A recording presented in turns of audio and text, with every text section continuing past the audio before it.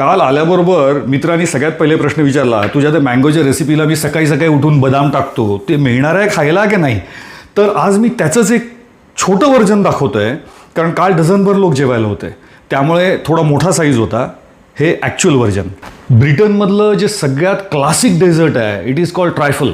त्याच्यामध्ये सगळ्यात आधी असतं शेरी सोक्ड स्पॉन्ज केक, नंतर एक फ्रूटचा लेअर असतो, नंतर एक जेलीचा लेअर असतो, नंतर कस्टर्ड असतं आणि त्याच्यानंतर व्हिप क्रीम आणि त्याच्यानंतर गार्निशिंग.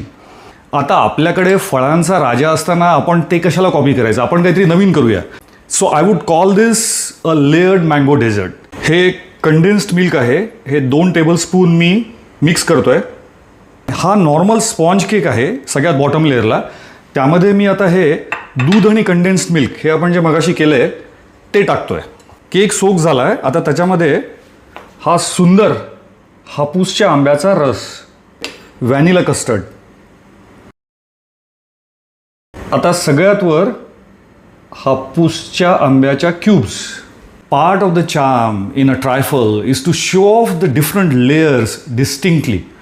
हे आपण जरी थोडं मॉडिफाय केलं आहे तरी देखील त्याचे लेयर्स असे सेपरेट दिसले, ते खूप छान वाटतं.